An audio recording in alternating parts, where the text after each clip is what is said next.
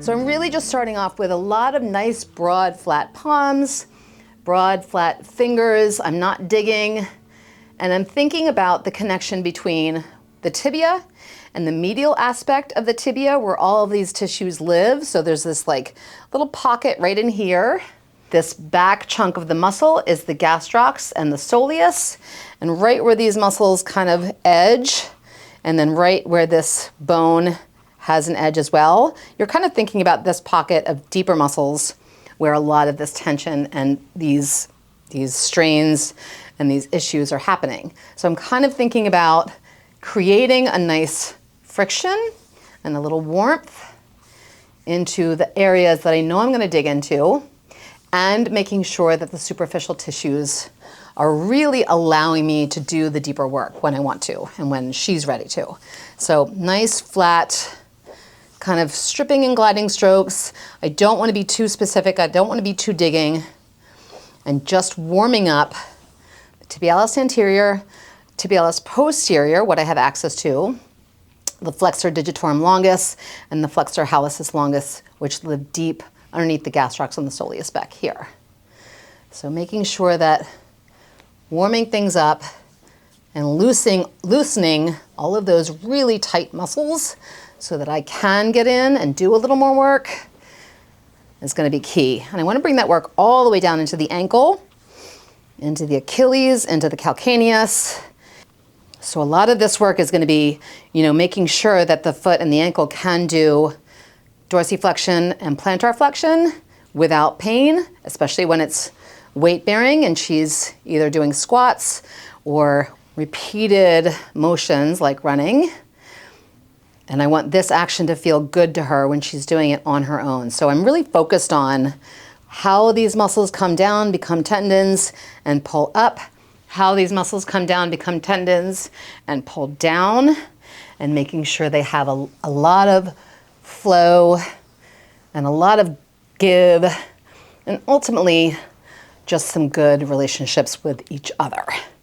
Because, when we live in close contact with other people, sometimes it can get really tense and we don't have space. So we want to make sure that they are getting along and not sick of each other and not creating conflict, because that's kind of what's happening in here. So Courtney, I'm going to have you push your toes or push your, into my palm, and you can start to see the gastrocs here, and I can get this medial edge, and go ahead and relax. I'm going to keep my hand there, and then I can feel the tibia right along here. And what I'm focused on is this little area in between those two anatomical guidelines, all the way down. And as we move down, it gets a little bit less easy to find, but this is where you're going to find a lot of the pain that comes up with medial tibial stress syndrome, or Shin Splints. And mostly what you'll find is that this pain shows up in the more middle and distal aspect of this whole area. You can get some pain up in the more proximal region, but it's less common. And when I was kind of like palpating with Courtney in between takes, she was saying it's really right on the edge of the bone here, and that she's had issues that have gone up into her knee before. So I think she's got multiple things going on here, and I want to make sure that I'm staying focused on keeping the direction in here for you guys, but also paying attention to the fact that there's a lot of things happening for her, that if she was my client, I would be in communication constantly about where we can work, where the depth at which we can work, and how much feels good to her, and then start to create a protocol that feels like I'm working with her over a period of weeks to make sure we get her back into feeling strong and healthy. The first thing I'm going to do is I'm barely using any pressure with my thumb here, and I'm going to slide along that area that I was talking about before, and I'm just going to create a nice drag up this deep medial compartment. And I'm going to check in with Courtney. So Courtney, anything right there? She's a little bit nervous about when I start to sink in deeper, but that's okay. And I want to reinforce that I am not here to create pain, I'm here to help. So as I start working up, I just want to continue to check in. I've got my left hand here to create a little bit of a distraction, but also support. I'm going to use my left hand to move her foot around in a little bit, but for right now, I want her to stay static. And I'm just keeping my thumb nice and strong here. I'm not sinking in. It may look like I am, but I'm really not. This is very light pressure, and I'm just checking in with those first elements. As we start to go a little deeper, I want to check in about where specifically she's feeling it the most. So like I said before, she's got some pain right along that medial edge of the tibia, right on here, is that right? And I can feel a little bit of extra inflammation right in here. Remember that the flexor digitorum longus starts around here and is going to be in the lower half or the distal half of the tibia, and the tibialis posterior that sits right behind the tibia is going to be more accessible at the more upper half. So I feel like, or the more proximal half. So I feel like she's got a lot going on with the tibialis posterior specifically, because it's her pain that she was citing was a little bit more up here, but it's also right at that intersection. So I want to make sure I address the ability for these two muscles to slide against each other, and they're probably fighting for space right on that, on the posterior aspect of this anterior bone, the tibia. So I want to kind of address that. So I'm going to start again. I'm going to hold her foot down here, nice distraction. I've got you, it's all good. And then I'm going to sink in with my thumb. I'm going to give you another technique in a minute that doesn't use thumbs, which for people who aren't thumb heavy, I want to make sure you have that information. So as I slide up in here, I'm sinking a little bit deeper, very minimally, less deep, but she's already feeling it. Are you feeling it? And are you doing okay with that? Does it feel painful? Do you feel like you want to punch me a little bit, or do you feel like it's tolerable and helpful? Tolerable and helpful. Tolerable and helpful. Okay, so I'm going to continue to do that. I'm creating a myofascial drag. There's really just, the big element that I want here is really just about the fact that I want these tissues to slide against each other. They are definitely stuck in a pain pattern and creating this reaction for Courtney, and I want to try to mitigate that as much as I can, or minimize that as much as I can. So I'm going to repeat this a couple of times and stay in communication. I'm staying a little bit on that deeper end. You doing okay? You feel like I can go a little deeper? Okay. She said yes. So I'm going to go a little bit deeper, but I'm going to give you a couple different clues about how to save your thumbs here. First thing you can do if you like using your thumbs, but you want to save your thumbs, is take your other hand and use that hand as pressure. So I'm really kind of helping not to overwork my own thumb muscles and thumb joints. And I'm using my other hand to lean down and thinking about my thumb like a tool, like an extra tool, and using my body weight as I lean into this and create a little more pressure. Are you doing okay? Good. So I can do this again a little bit differently. Up, she's making a face as I get higher up into the tibia. So that is very indicative of the tibialis posterior. I can also come in with a finger here. So if I use one of my fingers here, I can keep a nice flat palm and distraction techniques with my other fingers and use whichever finger I choose to sink in. And same thing, use this hand to hold that pressure down. I'm thinking about this finger right now. Here's the tibialis, here's the tibia. And as I sink into that medial border, I'm just using my left hand for pressure and starting to feel it with a little more depth, some of the areas that feel stuck and inflamed. And then also I'm looking at my client's face and she is feeling it a little bit. So I'm checking in. Are you feeling okay? Do you feel like I can go a little deeper, or do you feel like that's it? Nope, you can a little deeper. Okay. So I'm going to do that again one more time. And I'm sinking in a little bit deeper with my hand. I'm using my strength a little bit with my right hand, but staying focused with my left hand being the brunt of that strength, and directed pressure, pointed pressure with my right finger underneath. Doing okay? Good. Yeah, she's starting to feel it. And this is about as far as I would go with Courtney in a first session. If I'm working with her, I would make sure that she is resting in between and not running and not going to the gym, which is really hard for athletes to do. I totally get it. But I would definitely stay right at here at this level with her for today to start, because I don't want to dive in too fast in the same way that I talked about in my other video. You want to make sure that there's a good amount of rest And that is coupled with an entrance into not just pressure, but activity in a very methodical, slowed down, conservative way. She's feeling it right up in there. Good.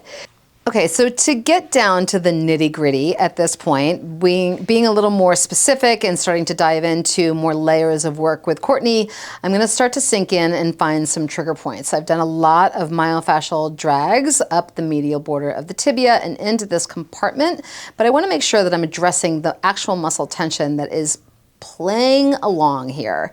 So it's not just about inflammation. It is not just about what's going on with the periosteum and all of this kind of like mess that's happening in here. There is muscle tension at play as well, and I want to make sure I address that. So I'm going to come in to two very specific spots, one in the flexor digitorum longus and one in the tibialis posterior, which I think Courtney might be a little more scared of. But I want to do this and make sure that I demonstrate what's going on and then talk to Courtney about how she's feeling. So the first thing I'm going to do, and again, I'm going to use my thumbs, but you can use different fingers. You can even use a knuckle in here, and we're going to talk about an elbow in a second. But if I come in here with my thumb, I've got a really clear visual of being on the lower proximal half of the medial tibia into this flexor digitorum longus. And once I'm in here, I'm going to take my left hand and I'm just going to bring her foot into a little dorsiflexion and plantar flexion, and I can start to feel the muscle moving underneath my thumb. And I want to make sure that I'm feeling that because there's just this great little kind of palpatory sense that you're really in there and on that right muscle. If I'm out laterally a little bit, it's going to feel different. It's going to feel bigger, and it's going to feel like it's on this side of my thumb. So in here, as I start to move around, I can very specifically feel that muscle. And I'm going to slide up closer to where this muscle starts, right at the medial tibia, right in the middle section of the medial tibia.